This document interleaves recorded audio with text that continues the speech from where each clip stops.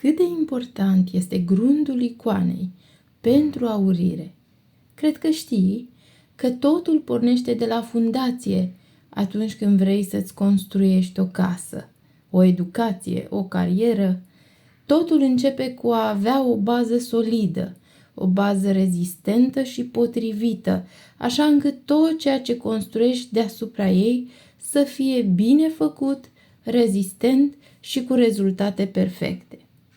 La fel este și cu grundul icoanei, pe care pictezi sau aurești.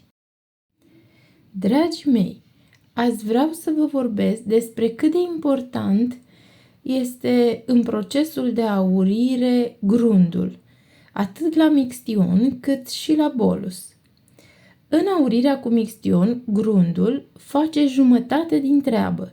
El trebuie să fie fin, fără zgârieturi și puncte de aer și foarte bine finisat.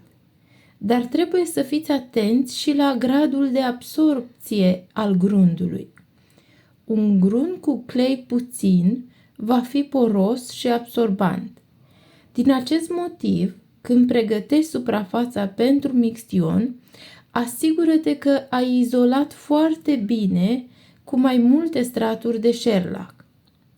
Acesta va crea o peliculă la suprafață care va permite mixtionului, mai ales dacă este cel de 3 ore sau cu uscare rapidă, să se usuce în timpul specificat, fără să fie absorbit de grund și astfel, la final, să rămâi cu zone în care foița nu s-a lipit. În cazul auririi cu bolos, suprafața trebuie să fie bine realizată cu grund pe bază de clei, așa încât să se facă priză între bolosul aplicat și stratul de grund. Un grund prea dur, cu mult clei însă, poate să ducă la desprinderea bolosului atunci când sclivisim cu agatul. Înainte de a aplica bolosul, vă sfătuiesc să testați suprafața și gradul de absorpție al grundului cu o picătură mică de apă. Dacă se absoarbe relativ repede și nu rămâne mult la suprafață, înseamnă că acesta este potrivit pentru aurirea cu bolos. Dacă apa rămâne multe secunde neabsorbită, înseamnă că grundul are mult clei sau este sintetic.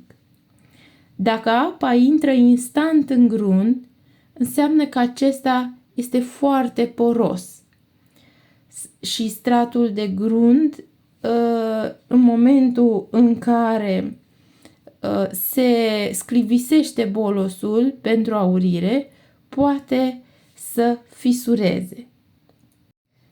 De aceea, dragii mei, iată de ce grundul icoanei și modul de preparare al acestuia este foarte important pentru rezultatul auririi, la fel ca și fundația unei case. Fă în așa fel încât să pornești de la un grund potrivit.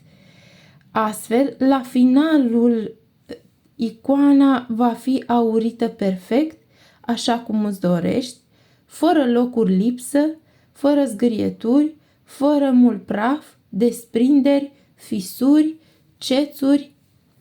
Toate acestea știi foarte bine că îți creează un sentiment de frustrare și în momentul în care trebuie să dai icoana clientului. Cât de curând, la începutul acestei săptămâni, vei avea la dispoziția ta întreg procesul de grunduire, așa cum eu îl folosesc, pas cu pas, pentru ca tu să ai cel mai bun rezultat. Până atunci, paint the best of yourself.